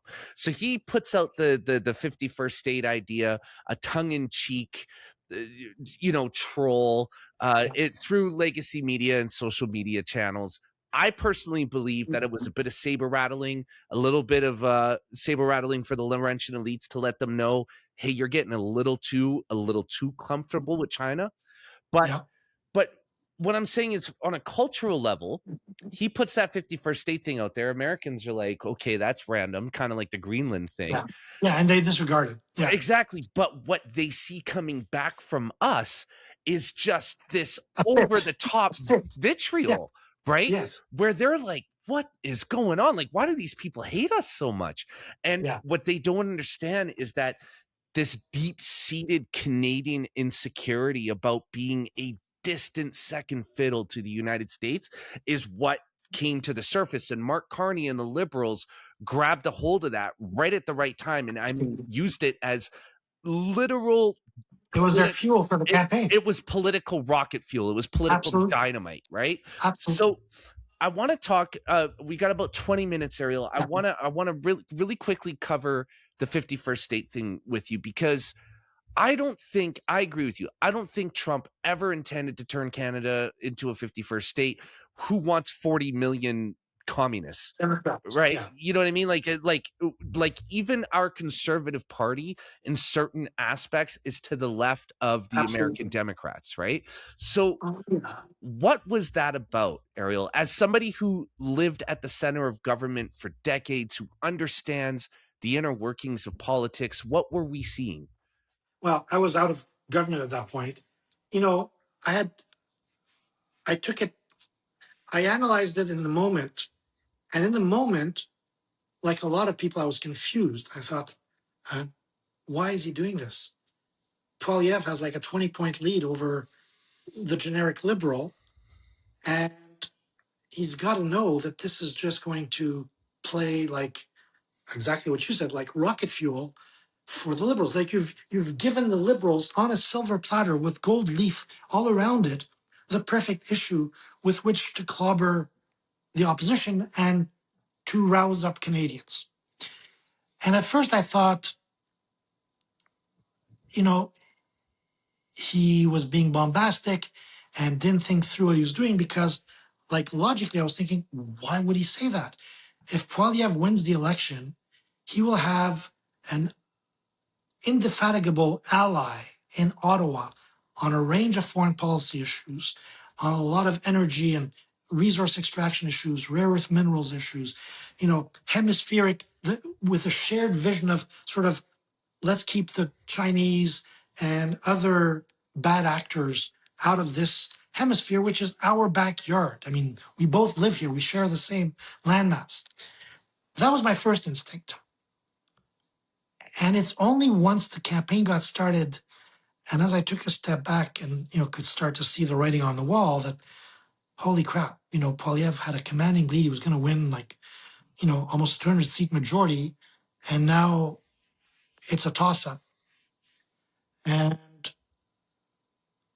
I think this is pure Machiavellian Trump. So I think I've said this before to you, but I've said this in different contexts. Trump often doesn't hide the ball on what his real thoughts are. Trump has said on more than one occasion that, now partly bombast, but partly there's a lot of truth to what he says. Well, we don't need Canada. There's nothing Canada makes that we can't make ourselves or that we don't have, whether it's oil or softwood lumber or agriculture, or grains or cattle or whatever. I think deep down, as the businessman he is, who knows, ledger sheets better than anyone, he looks at our size, at our resources, at our economic performance, not just under, the man-child Trudeau, but even before that. I mean, yes, it was much better under Harper. We had a really robust economy under Harper. But I really do think that in his mind, there's this hemispheric vision, which you've seen play out around how he's dealt with Venezuela, how he's now dealing with Cuba, how he dealt with Panama, how he's dealing with Greenland. On this, there is absolutely no humor. There's no jest. There's no nothing. Trump sees the Western Hemisphere as an American-centric hemisphere. He will not tolerate a single incursion, political, economic, military, of any significance by the Chinese, by the Russians, by the Iranians, by the North Koreans, by anybody. So everything he's done in his first and now his current term around Panama, around Venezuela, around Cuba, has been about, the tough talk around President Petro in Colombia until he was defeated or not. I think they can only stand for one term in Chile. The leader, I forget his name, who just lost the election to a conservative like Milei. Like all of Latin America has gone conservative except for Brazil. The rest of Latin America, and Petro, who's deeply unpopular and who has to have an election, I think, either this year or next year, who will likely lose it. But there's something changing in the Americas. The whole continent has gone pretty much conservative, except for who are the outliers? Canada, for the time being, and I'm not putting them in the same category in terms of ideology, but who are the outliers that aren't aligned directly with American values and interests in the hemisphere? Canada, Cuba, Nicaragua. Venezuela's kind of now got one foot still in the old Chavez camp, but they're obviously restrained. They can't sell their oil however they want. And I think the point is he's going to weaken, I forget her name, the current, vice president who's elevated to president, until there's enough of a structure in place that would support a Machado or some other popularly elected figure who could then succeed and, put a period after the end of the Chavez-Maduro nightmare and turn the page on Venezuela and ensure that, that person's not going to get toppled the day after by the military and so on. So the hemisphere has changed. Lula has an election in October. Yep. I saw the polls. They're as tight as can be. Flip a coin. Jair Bolsonaro's son, Flavio, or Lula, who's 80 years old. We'll see. That's in November. That's in October. So, we're on the outs ideologically with what's going on in the hemisphere. Never mind just, the United States. So the realist in me, after a while, understood that he probably knew he was costing Poilievre an election. But his calculus is what? America first. What has he campaigned on for 12 years? Make America great again. Well, a strong Canada doesn't help make America great again completely, right? Because, we know what a strong Canada looked like. It wasn't that long ago. It was 10 years ago. We had a dollar at par. We had growth, robust growth. We weathered the financial crisis of 2008, 2009 better than most Western economies. We were pumping oil and building pipelines. We were actually building pipelines, not as many as we'd like, under Harper. We were respected in the world. I believe so. I saw it. I was in Tunisia. I know exactly how we were viewed. We had a budget surplus. The country's debt to GDP ratio was the lowest in the G7. Now it's probably the highest in the G7. By any metric, we were doing well. In fact, the National Post came out with a great article. I recommend it to anyone who's listening to this.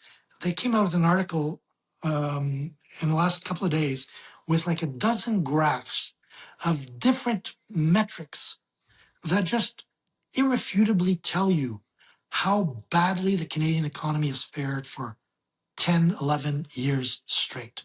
It's jaw-dropping. And it explains everything that we know from, housing encampments all over urban centers and housing unaffordability and food inflation and, business investment drying up and small business creation plummeting, and more businesses being closed than open. Every possible metric is a shot, to the body, and there's nothing great about any of those.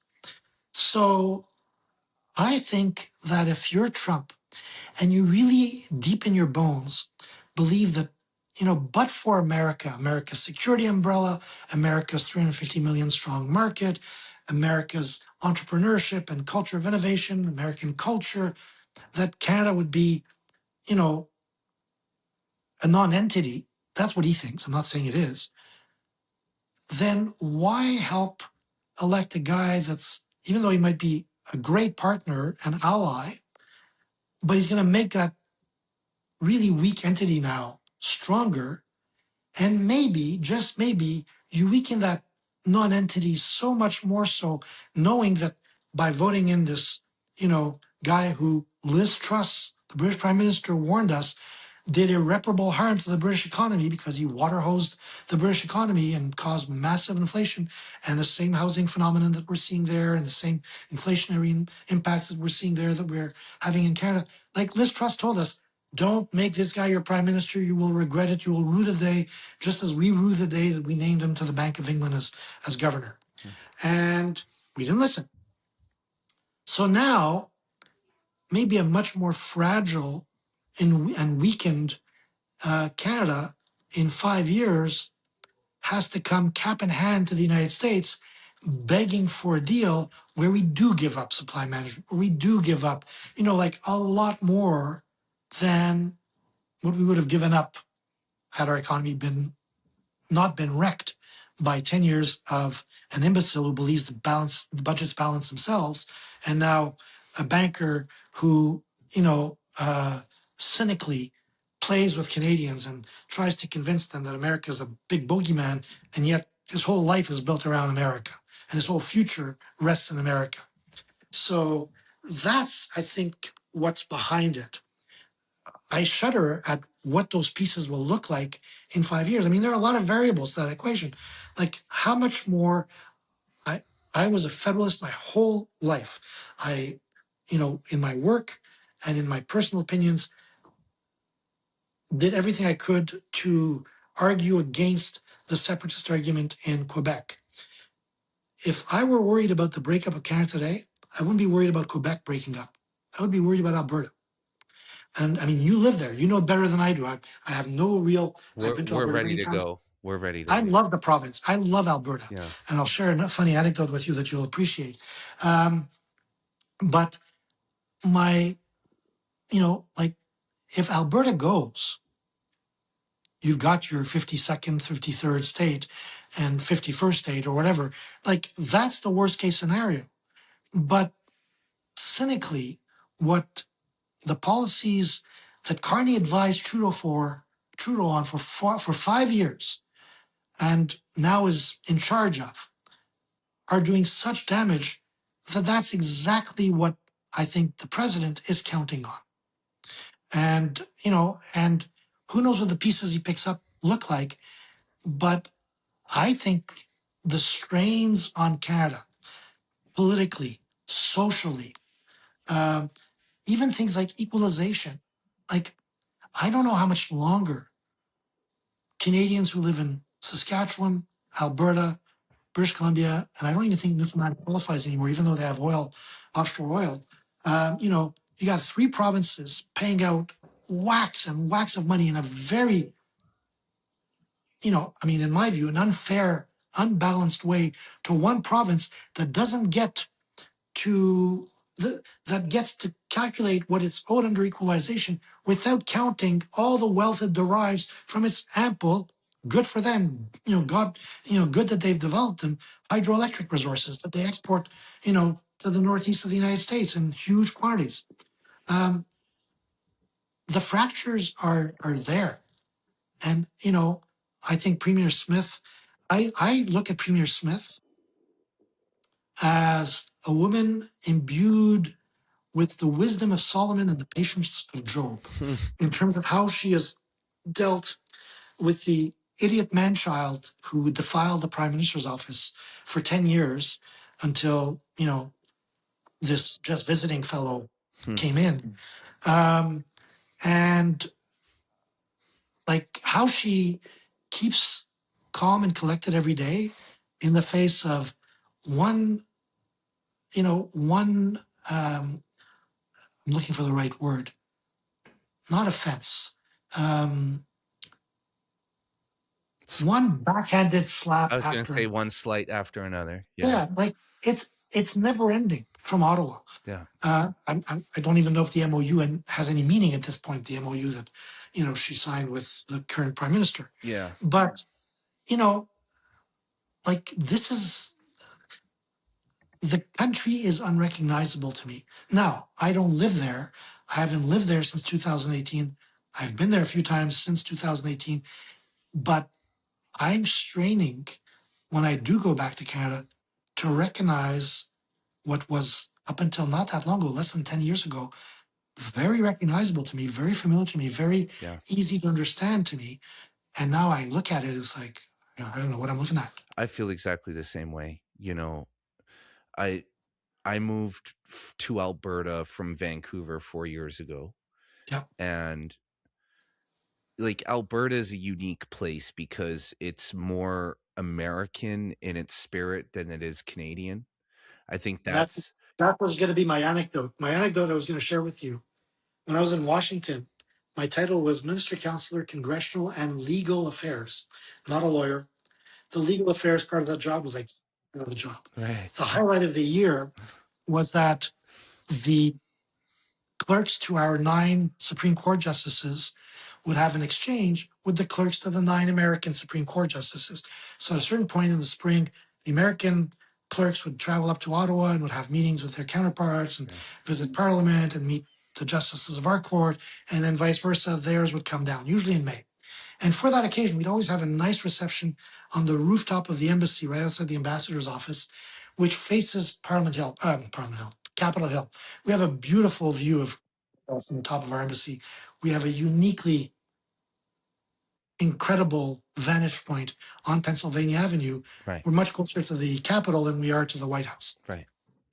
And so at one of those receptions, 2003, 4, I don't know which year, we would always invite all 9 justices of the American court to the reception. And you could almost guarantee that minimally 2, sometimes as many as 4 would turn out with clerks serving with them, for the event. And so one day I was there as host, and I'm in one group with a bunch of American Supreme Court clerks and some Canadian Supreme Court clerks. And right behind me, there's another group talking in a circle, but I'm almost back to back with then Justice Scalia, the late Justice Antonin Scalia, remarkable legal mind. And I'm, maybe 5 feet away, back to back. But I'm kind of eavesdropping on his conversation because it's Antonin Scalia's right behind me. He's talking, and I want to hear what he's talking about. Yeah. And he's got a lot more Canadian clerks than I have in my little group. And so he's asking them to explain by way of comparisons to American states, the different provinces or regions of Canada. So, so they started east and they were going west. And he gets to Alberta. He says, okay, so tell me about Alberta. I couldn't resist. I turned around. I said, Mr. Justice Scalia, I introduced myself. I said, I couldn't help but overhear your question about Alberta. Let me put Alberta in very simple terms for you to understand. Alberta is just like Texas with one small difference. What's that? I said, it's more pro-American.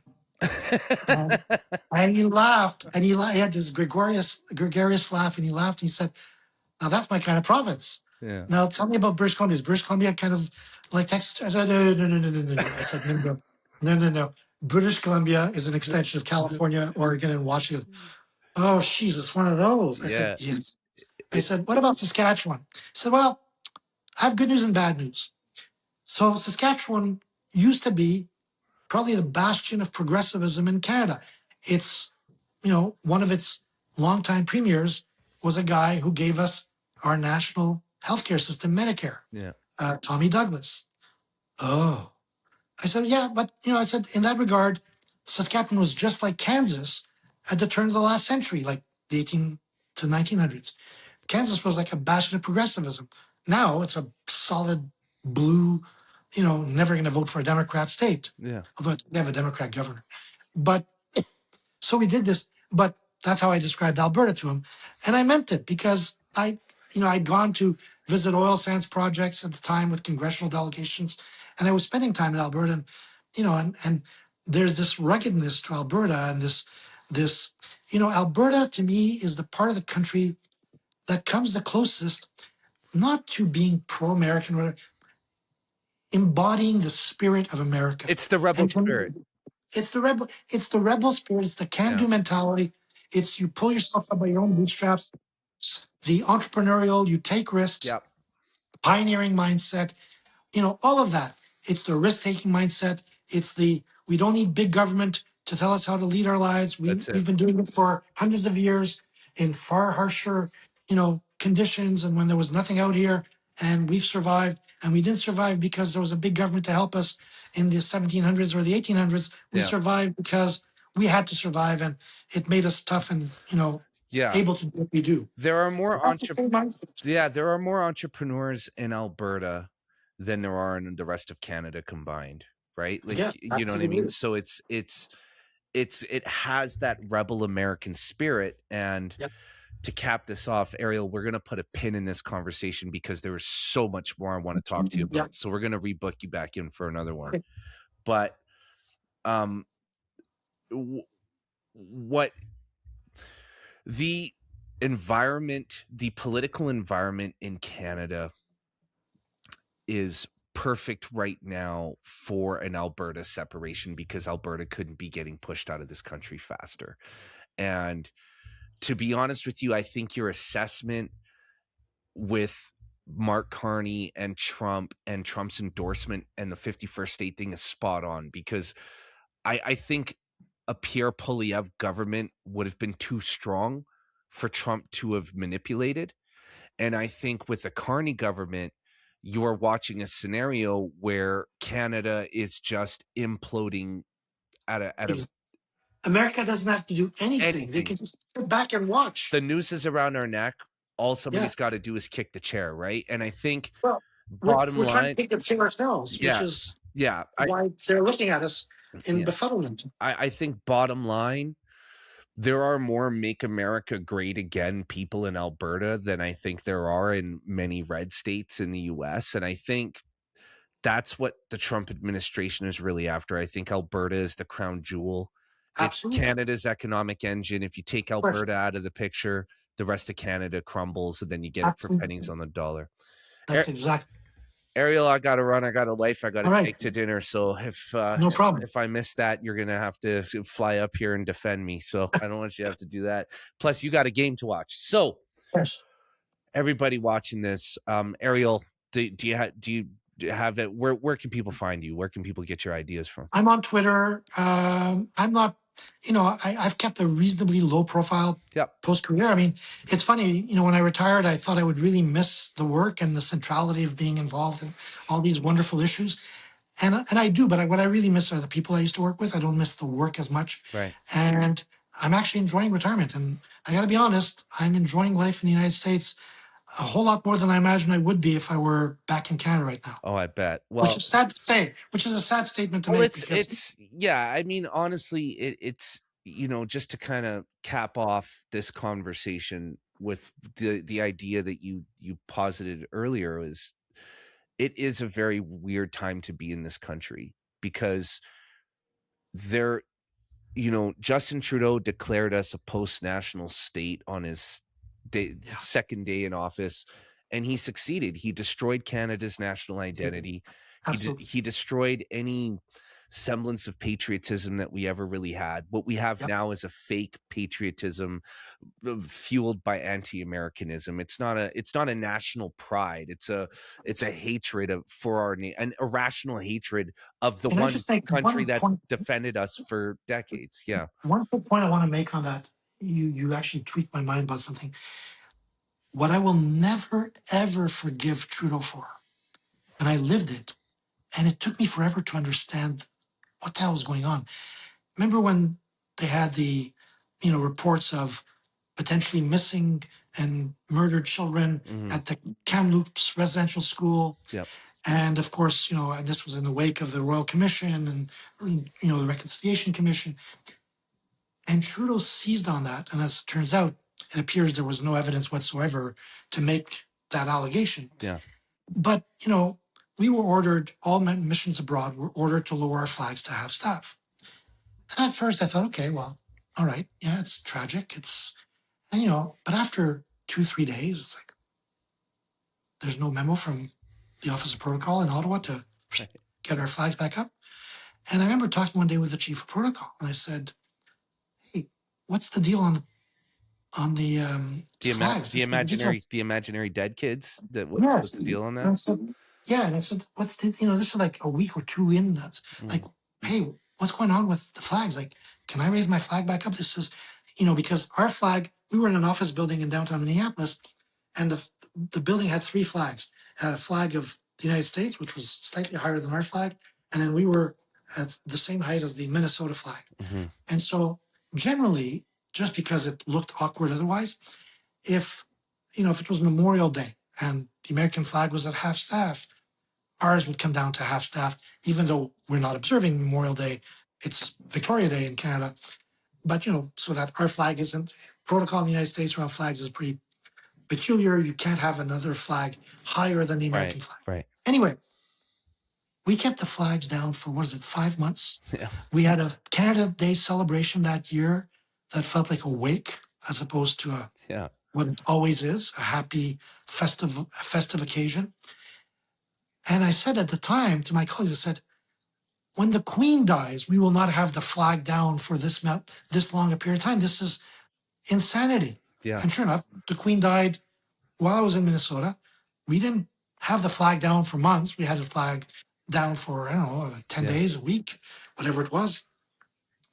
And that was, to your point, that was part and parcel of the destruction of any semblance of outward pride, loyalty to, feeling of kinship with what Canada as a country stands for in terms of its values, in terms of its history, and that I will never forgive. You know, I mean, there are a lot of things I won't forgive in that person's tenure, but that in particular for me was the straw that broke the camel's back. And that we ended up with our flag down. I mean, we were a laughingstock. People would ask me, like, why has your flag been down, like, you know, for weeks? And I'd almost evade the question because it was too stupid, excuse me, to answer. Yeah, well, I'll tell you this. I'm Métis. My mother is Plains Cree Indian. I have family members that went through the reservation school system. And it just to cap things off here, it burns me like you wouldn't believe, because these imaginary children, these imaginary dead kids buried at some residential school in Kamloops, trivializes the experience of people who were actually abused in these places and actually died in these places, right? So not only that, but like everything, it's not black and white. It is a nuanced discussion. There are many residential school attendees who reflect back on their time in those places as being a positive experience, right? So the point is, abuse in many places. There was abuse. Mount Castle and Newfoundland, and there was disease. There was all sorts of things, right? But what it does is it trivializes the real experiences of people who lived through that stuff and survived. And so, Ariel, let's put a pin in it, man, because I could talk to you for like 6 hours. We're going to rebook you back in. I want to talk to you about our sovereign, quote unquote, wealth fund next time around. So until next time, the misnamed wealth fund. All right, Jason. Well, thank you very much for having me on. I appreciate it. Man, the honor is all mine. Thank you, Ariel. I appreciate you. Take care.